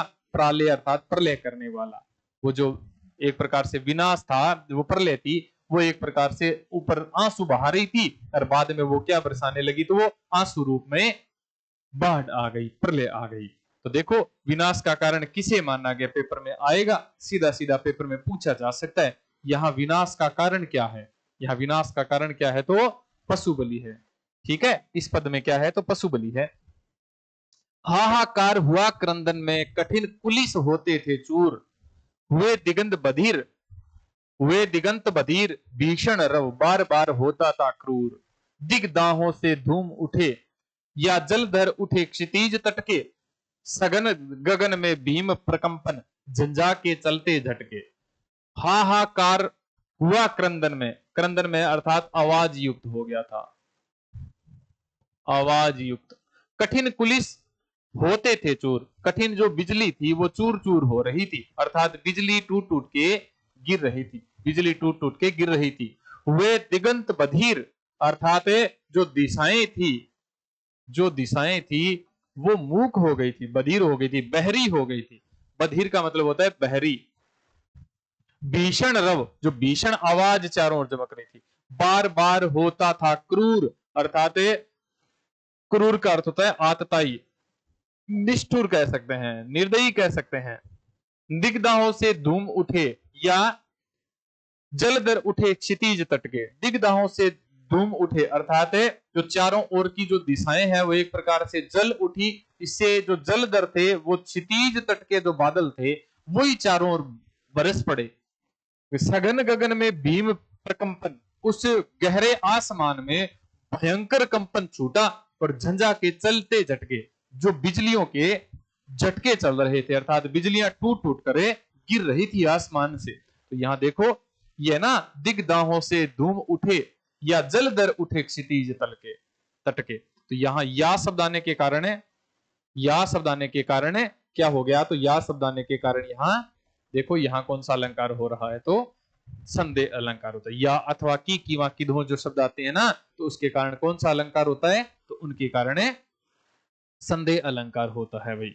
हाँ जी, अंधकार में मलिन मित्र की धुंधली आभा लीन हुई, मलिन मित्र की, मलिन मतलब गंदा, ठीक है। अंधकार में मलिन मित्र की धुंधली आभा लीन हुई, वरुण व्यस्त थे घनी कालीमा, स्तर स्तर जमती पीन हुई। पंचभूत का वैभव मिश्रण संपाओं के सकल निपात, संपाओं के सकल निपात, उल्का लेकर अमर उक्तियां खोज रही जो खोया प्रात, खोज रही जो खोया प्रात। अंधकार में मलिन मित्र की, अंधकार में एक प्रकार से कह सकते हैं दूषित मित्र की धुंधली आभा लीन हुई, अर्थात धुंधली जो चमक थी, आभा का मतलब है यहां चमक, वो लीन हो गई। वरुण व्यस्त थे, वरुण का मतलब है अग्नि देवता, व्यस्त थे। घनी कालीमा, स्तर स्तर जमती पीन हुई, जो कालीमा थी चारों ओर वो स्तर स्तर जमती हुई, वो पीन हो गई अर्थात डूब गई। पंचभूत का भैरव मिश्रण, पंचभूत का अर्थात पंच नद का वो जो भैरव मिश्रण था, भयानक संहार था, उस संहार में संपाओं के सकल निपात, संपाओं के सकल निपात अर्थात बिजली के टुकड़े गिर रहे थे। सकल निपात का अर्थ है, सकल निपात का मतलब है टुकड़े गिरना। उल्का लेकर अमर शक्तियां खोज रही जो खोया प्रात, ऐसे लगता है जैसे सुबह जो खो गया उसको उल्का लेकर कोई खोज रही है। जो बिजलियां है वो शक्तियां है एक प्रकार से अमर शक्तियां, वो उल्का लेकर, कोई प्रकाश की ज्वाला लेकर, प्रकाश की ज्वाला लेकर चारों ओर ढूंढ रही हो, ऐसा प्रतीत हो रहा है। किसको देखकर प्रतीत हो रहा है? तो उस प्रलय को देख के प्रतीत हो रहा था भाई। ठीक है, उल्का का मतलब क्या है? कोई मसाल लेकर, उल्का का मतलब कोई मसाल लेकर जो अमर शक्तियां थी वो प्रात खोज रही थी, प्रातः खोज रही थी, खुशियां खोज रही थी, लेकिन मिल नहीं रही थी भाई। बार बार उस भीषण रव से कंपती धरती देख विशेष, मानो नील व्योम उतरा हो आलिंगन के हेतु विशेष, आलिंगन के हेतु अशेष। उधर गरजती सिंधु लहरियां कुटिल काल के जालों सी, चलती आ रही ही फेन उगलती फन फैलाए व्यालों से। बार बार उस भीषण रव से अर्थात उस भयानक आवाज से कंपती धरती देख विशेष, उस धरती के कंपने को देख करके मानो नील व्योम उतरा हो, मानो नीला आकाश उतरा हो आलिंगन के हेतु विशेष, धरती को गले लगाने के लिए। जब धरती इतनी कंपा रही थी तो ऐसे लग रहा था जैसे आसमान है वो गले लगाने के लिए धरती को नीचे उतर गया हो, इतनी भयंकर प्रलय आ गई थी। तो यहां मानो आने के कारण कौन सा अलंकार हो रहा है? या मानो आने के कारण उत्प्रेक्षा अलंकार हो रहा है। ठीक है, कौन सा अलंकार हो रहा है? तो उत्प्रेक्षा अलंकार हो रहा है। उधर गरजती सिंधु लहरियां, और उधर है वो समुद्र की लहरियां गर्जन कर रही थी, कुटिल काल के जालों से, यमराज के जाल के समान वो सिंधु लहरियां चारों ओर लहरा रही थी, सिंधु लहरियां चारों ओर लहरा रही थी। चली आ रही फैन उगलती, फैन का मतलब है जाग, फन फैलाए व्यालों से, फन फैलाए व्यालों मतलब सांपों के समान, सी मतलब समान। वो चारों ओर चली आ रही थी, कैसे चली आ रही थी? जैसे सांप चले आ रहे हैं वैसे लहरें चली आ रही थी, और चारों ओर क्या छा गया? चारों ओर प्रलय छा गई, चारों ओर क्या छा गई? तो प्रलय छा गई भी। हाँ जी। धसती धरा धधकती ज्वाला, ज्वालामुखियों के निश्वास, और संकुचित क्रम से उसके अवयव का होता था हरास। धसती धरा अर्थात धरती धंस गई, धधकती ज्वाला आग धधक रही थी, ज्वालामुखियों के निश्वास, ज्वालामुखियां थी उनके मुख से आग निकल रही थी, और संकुचित क्रम से उसके अवयव का होता था हरास। अवयव का मतलब है अंग, अवयव का क्या हो जाएगा? मतलब है अंग हो जाएगा। संकुचित होना मतलब है सिमटना, तो एक प्रकार से वो सिमट रही थी धरती, और उनके अंग भी एक प्रकार से छोटे होते जा रहे थे। सबल तरंग आघातों से उस क्रुद्ध सिंधु के विचलित सी, व्यस्त महाकच्छप सी धरणी, महाकच्छप सी धरणी उब चूम सी विकलित सी। सबल तरंगाघातों से, उस सबल तरंगाघातों से अर्थात उसे मजबूत तरंग के आघातों से उस क्रुद्ध सिंधु के विचलित सी, ऐसे लगता है जैसे सिंधु है वो सिंधु क्रोधित हो गया हो। व्यस्त महाकच्छप सी धरणी, महाकच्छप का मतलब है यहां कछुए के समान, धरणी मतलब है धरती, ऊब चूम सी विकलित सी, ऐसे लगता है जैसे ऊबी खड़ी हुई चूम रही हो। ठीक है ना, ऐसे लगता है जैसे समुद्र के आघातों को चूम रही हो धरती। किसके समान? कछुए के समान। धरती को किसके समान माना गया है? कछुए के समान माना गया है। हाँ जी। बढ़ने लगा विलास वेग सा, वह अति भैरव जल संघात, भैरव का मतलब भयानक, विलास का मतलब है भोग विलास काम वासनाएं, तरल तिमिर से प्रलय पवन का होता आलिंगन प्रतिघात। बढ़ने लगा विलास वेग का, वेग सा, वह अति भैरव जल संघात, अति भैरव जो जल का संघात जो आक्रमण था भयानक था, वो तरल तिमिर से प्रलय पवन सा, ऐसे लगता है जैसे तरल अंधेरे के समान वो प्रलय की हवा है, वो चारों ओर सबको प्रतिघात से आलिंगन में ले रही है, आक्रमण से अपने आलिंगन में ले रही है, अर्थात सबको अपने आलिंगन में डुबो रही है धरती। बोला क्षण क्षण निकट आ रही क्षितिज क्षीण वह लीन हुआ, उददी डुबाकर अखिल धरा को, उददी का मतलब है यहां समुद्र, बस मर्यादाहीन हुआ। बेला क्षण क्षण निकट आ रही, क्षितिज क्षीण फिर लीन हुआ। क्षितिज था अर्थात धरती और आसमान जा मिले हुए दिखाई दे, वो क्षितिज अब क्या हो गया, अब तो वो विलीन हो गया। धरती और आसमान एकाकार हो गए थे। उददी डुबाकर अखिल धरा को, समस्त धरती को जो समुद्र है वो डुबा करके बस मर्यादाहीन हुआ। या समुद्र है वो समुद्र मर्यादाहीन हो गया था। प्रकृति भी क्या है, प्रकृति एक प्रकार से मर्यादाहीन हो गई थी भी। ठीक है, प्रकृति भी मर्यादाहीन हो गई थी। करका क्रंदन करती गिरती और कुचलना था सबका, पंचभूत का यह तांडव में नृत्य हो रहा कब का। एक नाव थी और न उसमें डांडे लगते या पतवार, तरल तरंगों में उठ गिरकर बहती पगली बारंबार। करका क्रंदन करती, करका मतलब ओले, क्रंदन का मतलब है आवाज करती हुई गिरती, और कुचलना था सबका, और ओले सबको कुचल रहे थे।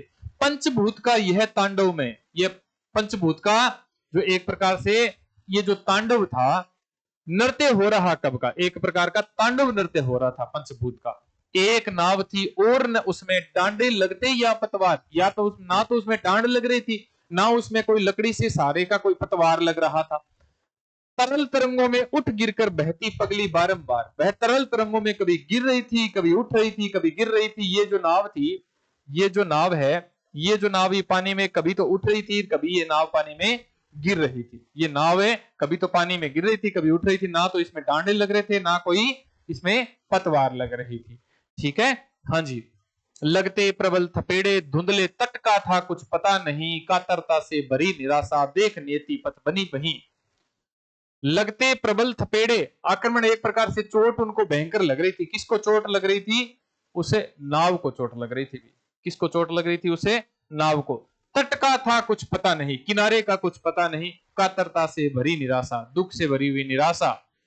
देख नीति पथ बनी रही वहीं, रास्ता कौन बन रही थी, तो भाग्य बना रही थी रास्ता। नीति का मतलब क्या है, नीति का मतलब भाग्य है। लहरें व्योम चूमती उठती, व्योम का मतलब आसमान, धरती की जो लहरें हैं वो कहां तक जा रही थी, तो आसमान तक जा रही थी। चपलाएं असंख्य नाचती, चपलाएं मतलब बिजलियां, बिजलियां असंख्य नाच रही थी, आसमान से धरती तक एक प्रकार की लहरें चल रही थी। लहरें तो ऐसे चलती है, लहरें तो ऐसे चलती है, या लहरें कैसे चल रही थी, ऐसे लहरें चल रही थी, आसमान से लहरें धरती तक आ रही थी। गरल जलद की खड़ी झड़ी में बूंदे निज सृष्टि रचती, गरल मतलब जहर, जलद का मतलब बादल, जहर के बादल में खड़ी जड़ी में बूंदे निज संस्कृति रचती। संस्कृति का मतलब है संसार, संस्कृति का मतलब क्या हो जाएगा, संस्कृति का मतलब संसार। उस गरल जलद में अर्थात जहर से भरे हुए बादल में एक ऐसे लगता था जैसे ये जो बूंदे हैं ये नया संसार रच रही हो, एक नए संसार का पुनरुद्धार होगा, निर्माण होगा भाई। हाँ, चपलाएं उस जल्दी विश्व में स्वयं चमत्कृत होती थी। चपलाएं मतलब बिजलियां, उस जल्दी में मतलब उस समुद्र में, विश्व में स्वयं चमत्कृत होती थी। जो विराट वाडो ज्वालाएं, वाडो ज्वालाएं समुद्र की आग, समुद्र की आग खंड खंड हो रोती थी। वो वाडो ज्वाला थी, वो एक प्रकार से खंड खंड होकर, टुकड़े टुकड़े होकर रो रही थी। जल निधि के तलवासी जलचर, समुद्र के जो तलवासी थे अर्थात जो जीव थे, जलचर जीव थे, विकल निकलते उतराते, हुआ विलोड़ित गृह तब प्राणी, कौन कहां कब सुख पाते। ये एक प्रकार से जो घर में, समुद्र रूपी घर में जो खलबली मच गई थी, उस खलबली से चारों ओर कौन था, कब था, कहां था, कैसे सुख पाते थे। अंदर जो समुद्र के अंदर, इस समुद्र के अंदर जो तलवासी जलचर थे वो भी सारे विकल निकलते उतराते, कभी निकल रहे थे कभी उतरा रहे थे, अर्थात समुद्र के जीव भी तो दुखी हो गए थे। समुद्र के जीव थे वो भी दुखी होते जाते थे। घनीभूत हो रहे पवन, फिर श्वासों की गति होती रुद्ध। घनीभूत हो गया पवन, छा गया चारों ओर, जम गया, और फिर सांसें हैं वो उनकी गति भी रुद्ध हो गई। और चेतन था थी विकलाती, और चेतना थी विकलाती। दृष्टि विफल होती थी क्रुद्ध, एक प्रकार की दृष्टि थी वो भी विफल होके और क्रोधित हो रही थी, और चेतना एक प्रकार की खत्म हो रही थी। कह सकते हैं चेतना जा रही थी, चेतना जा रही थी। उस विराट आलोड़न आलोड़न में ग्रह तारा बुध बुध से लगते, बुध बुध अर्थात ग्रह और तारे बुलबुले समान लग रहे थे। उस भयानक खलबली में ग्रह और तारे थे वो सारे बुलबुले के समान लगते। प्रखर प्रलय पावस में जगमग ज्योतिरिंगणों से जगते, ऐसे लगता था जैसे वो जुगनुओं के समान। किसके समान? जुगनुओं के समान। वेरी इंपॉर्टेंट पूछा जा सकता है, या ज्योतिरिंगण किसे कहा गया है? ज्योतिरिंगण किसे कहा गया है? ज्योतिरिंगण तो जुगनुओं को कहा गया है भाई। ठीक है। उस प्रखर प्रलय की पावस में अर्थात वर्षा ऋतु में चारों ओर कह सकते हैं जो तारे थे वो तारे किसके समान लग रहे थे? वो जुगनुओं के समान जग रहे थे। तारे ही जुगनुओं के समान जग रहे थे। प्रहर दिवस कितने बीते, अब इसको कौन बता सकता? इनके सूचक उपकरणों का चिन्ह कोई पा सकता। प्रहर दिवस कितने बीते, प्रहर का मतलब होता है 3 घंटे। ठीक है, 6 प्रहर होते हैं वैसे लगभग, तो यहाँ 6 प्रहर कितने हो जाएंगे? तो 3 घंटे कितने बीते, अर्थात प्रहर और दिवस कितने बीत गए, कितने प्रहर बीत गए, कितने दिन बीत गए। अब किसको कौन बता सकता? इनके सूचक उपकरणों का चिन्ह कोई पा सकता। इन उपकरणों का कोई चिन्ह नहीं पा सकता, सूचना कोई भी नहीं ले सकता कि कहा कितने दिन कितने प्रहर हो गए। काला शासन चक्र मृत्यु का, चारों ओर शासन किसका हो रहा था? तो मौत का शासन हो रहा था। कब तक चला न स्मरण रहा, किसी को कोई याद नहीं है कि कब तक चला था, कब स्मरण रह गया। महामत्स्य का एक चपेटा, दीन पोत का मरण रहा। अर्थात महामत्स्य की एक चपेट से एक दीन पोत था वो का मरण रहा, अर्थात दीन पोत है ये मरण रहा, वो टूट जानी चाहिए थी और उसने एक प्रकार से बचा दिया उसको। महामत्स्य ने एक ऐसे एक नाव को झटका दिया कि वो नाव कहां गई? तो वो नाव किनारे पर आ गई। वो नाव किसकी थी? मनु की थी। किंतु उसी ने ला टकराया इस उत्तरगिरी के सिर से। देव सृष्टि का ध्वंस अचानक, सांस लेने लगा फिर से। देव सृष्टि का ध्वंस अचानक, फिर से सांस लेने लग गया। मनु फिर से बच गए भाई, किंतु उसी ने ला टकराया। किसने ला टकराया? पेपर में आ जाएगा। तो किसने टकराया? महामत्स्य ने।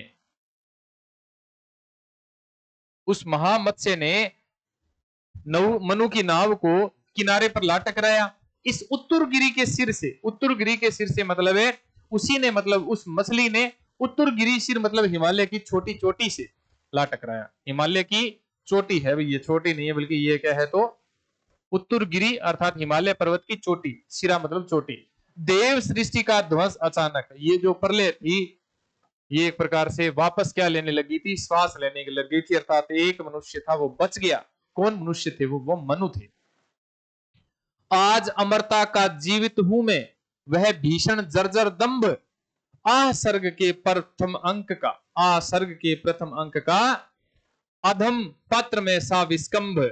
अर्थात आज अमरता का जीवित हूं मैं, अर्थात देवताओं का एक जीवित संतान, एक प्रकार के जीवित अंश हूं मैं। वह भीषण जर्जर दंभ, एक प्रकार से वो भीषण जर्जर जो अहंकार चारों ओर फैला रहे थे वो अहंकार भीषण प्रलय रूप में आया।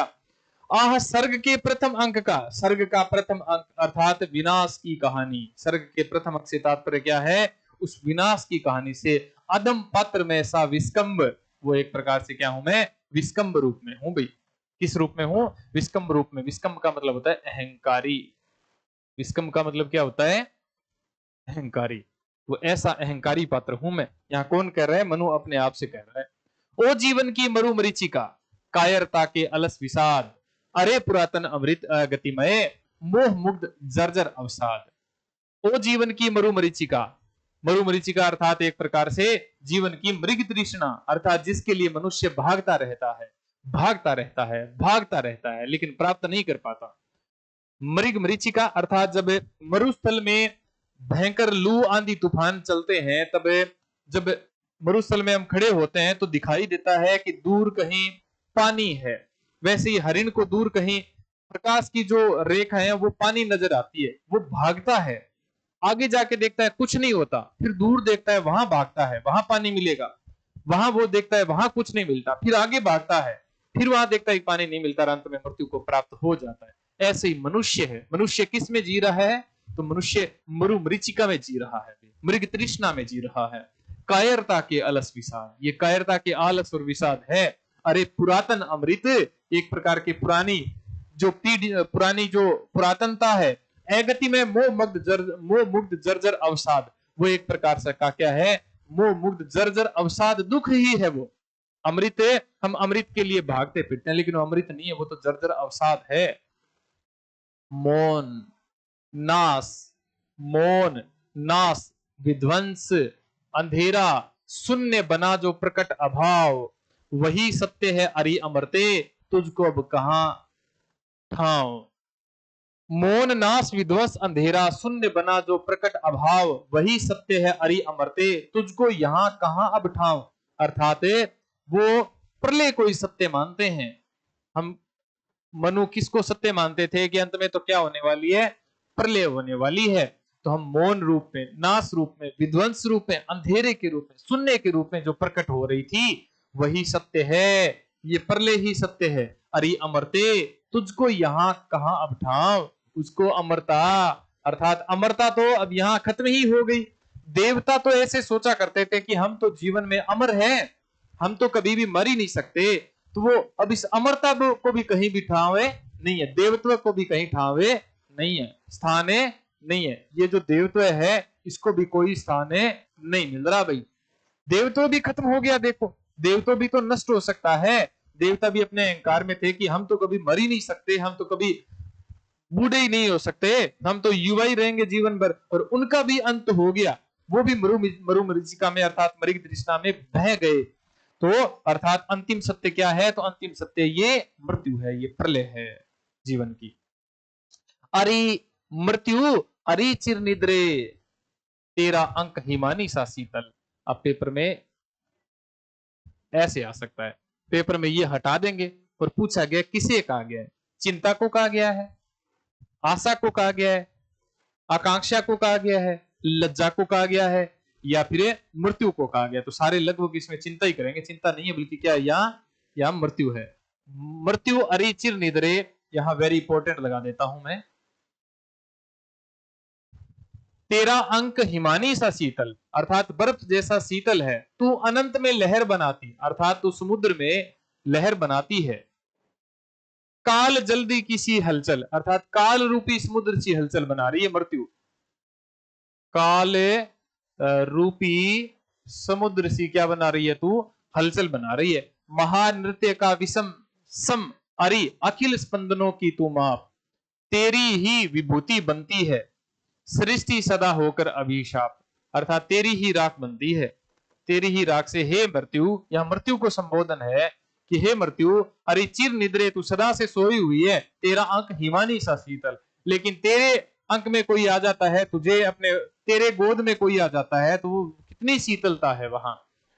तू अनंत में लहर बनाती, तू अनंत में समुद्र में भी लहर बनाती है। काल जल्दी की सी हलचल, काल रूपी समुद्र की हलचल है। तो महानृत्य का विषम सम, इस कह सकते हैं ये जो महानृत्य है, ये जो महानृत्य एक प्रकार से क्या है कि ये प्रलय है।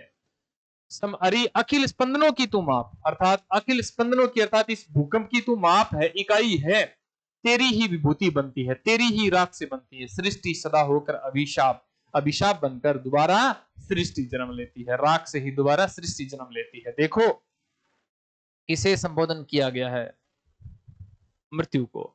मृत्यु का प्रतीक कौन है, कौन नाच रही है, जिस प्रकार नर्तकी नाचती है उसी प्रकार कौन नाच रही है, तो मृत्यु नाच रही है।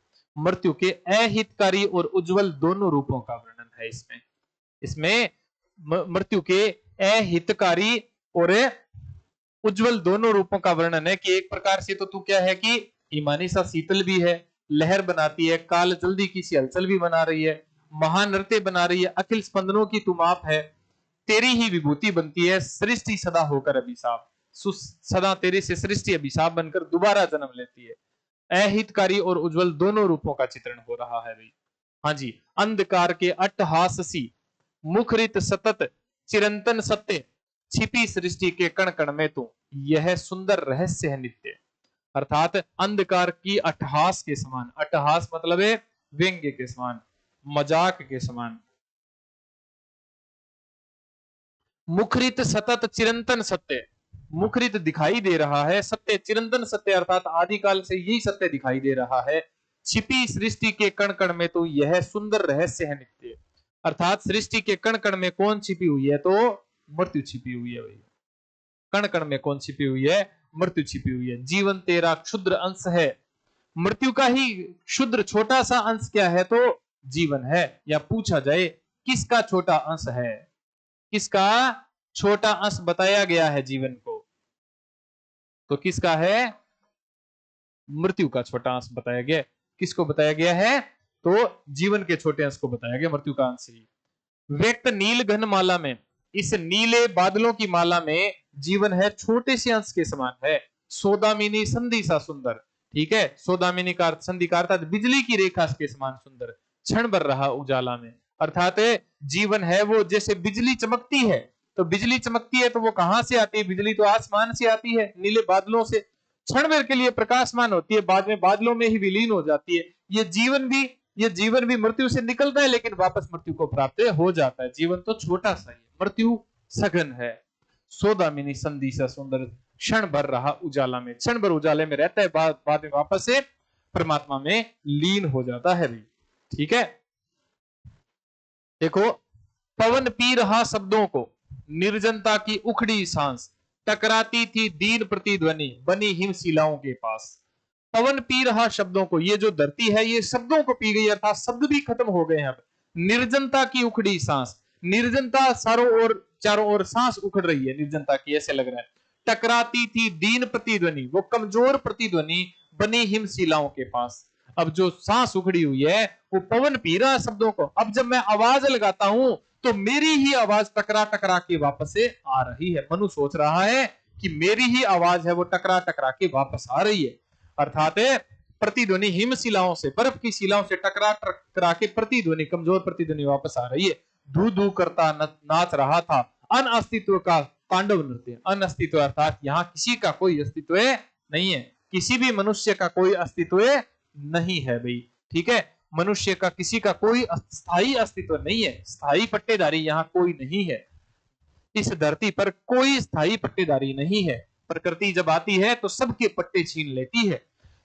आकर्षण विहीन द्विविद्युत कण, बिजली के जो कण है बने भारवाही थे भृत्य, भारवाही भृत्य अर्थात वो बिजली जो गिर रही थी वो एक प्रकार से बोझा ढोने वाले नौकर बन रहे थे। बिजली के जो कण थे वो आकर्षण विहीन जो बिजली के कण थे वो ही बोझा ढोने वाले नौकर के समान बन रहे थे। अर्थात चारों ओर नृत्य कौन करता है? जब अन अस्तित्व अपना तांडव नृत्य करता है तो बिजली है वो चारों ओर प्रकाश को जो विद्युत कणों को फैला देती है, वो ही बोझा ढोने वाले भृत्य अर्थात नौकर बनते भी। अर्थात ये प्रतीक किसे प्रतीक कहा गया है? तो मनु का प्रतीक है ये, ठीक है।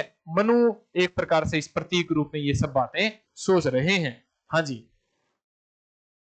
मृत्यु सदृश शीतल निराश ही आलिंगन पाती थी दृष्टि, परम व्योम से भौतिक कण सी, घने कुहासों की सी वृष्टि। कुहासा, कुहासा का मतलब होता है अंधेरा या धुंध, धुआं, कोहरा। मृत्यु सदृश शीतल निराश ही, मृत्यु थी वो सदृश अर्थात के समान, शीतल निराशा ही, आलिंगन पाती थी दृष्टि अर्थात आंखें ही मिलती थी उनसे। तो परम व्योम से भौतिक कण सी, परम व्योम के अर्थात महाआकाश के स्थूल कण के समान, स्थूल अर्थात बड़े बड़े कणों के समान, घने कुहासों की थी वृष्टि अर्थात घने कोहरे, कोहरों की बारिश हो रही थी। कोहरों की क्या हो रही थी? तो बारिश हो रही थी। वाष्प बना उड़ता जाता था या वह भीषण जल संगात, वो जो जल का आक्रमण था, जल की जो राशि थी वो क्या बन रही थी? तो वो वाष्प बन रही थी, ऐसा संसार जल रहा था। शौर चक्र में आवर्तन था, प्रलय निशा का होता प्रात अर्थात उस सूर्य के परावर्तन में, सूर्य मंडल के आने के कारण प्रलय निशा का होता प्रात अर्थात प्रलय रूपी रात्रि का क्या हो रहा था? प्रलय रूपी रात्रि से अब क्या होता? प्रात होता। प्रातः होता मतलब सुबह हो रही थी। अर्थात एक प्रकार की क्या है? तो उम्मीद जग रही है, प्रभात की उम्मीद जग रही है। किसके रूप में? मनु के रूप में भाई। किसके रूप में? मनु के रूप में, याद कर लेना। अंतिम पंक्ति है, अंतिम पंक्ति बहुत महत्वपूर्ण। सौर चक्र में आवर्तन था, प्रलय निशा का होता अपराध। अर्थात इस सूर्य के चक्र के आवर्तन में, इस सूर्य मंडल के आवर्तन में घुमाव में एक प्रकार से प्रलय से दोबारा, रात्रि के बाद में दोबारा क्या आ रहा था, सूरज दिखाई देता है। तो क्या आता है बताओ बच्चों, सूरज आता है तो क्या दिखाई देता है, सुबह हो जाती है। मनु वापस से इस धरती पर सृष्टि को बचाने के लिए आ गए थे। ये है कामायनी का चिंता सर्ग। बताइए भाई ये जो चिंता सर्ग है ये आपको कैसा लगा, कमेंट बॉक्स में जरूर बताइएगा भाई आपको ये वीडियो कैसा लगा। ये जो पूरा वीडियो पढ़ोगे, पूरा वीडियो देखोगे, बाद में इसको स्किप करके भी देख सकते हैं, जल्दी जल्दी भी देख सकते हैं, आपके लिए बहुत काम की चीज है। बहुत मेहनत करके, बहुत पढ़ के पहले इसको तैयार करके फिर आपको समझाया है। आपके एग्जाम में 100% प्रश्न आएगा भी इसका, 100%। अगर कोई प्रश्न आया तो अपने पढ़ाए हुए में से ही आ जाएगा 100%, ये भी मैं विश्वास दिलाता हूं आपको। इसको बार बार स्किप करके देखते रहना भाई, ठीक है। जब भी आपको टाइम मिले जरूर देखते रहना। मिलेंगे अगले वीडियो में। आपको ये वीडियो कैसा लगा कमेंट बॉक्स में जरूर बताइएगा भी, आपके कमेंट है वो हमारे लिए बहुत जरूरी है। जो भी इस वीडियो को देखें, पूरा वीडियो जो भी देख रहे हैं वो सभी के सभी साथी एक बार कमेंट बॉक्स में जरूर लिखिएगा भाई आपको ये वीडियो कैसा लगा, जरूर। धन्यवाद, मिलते हैं अगले वीडियो में।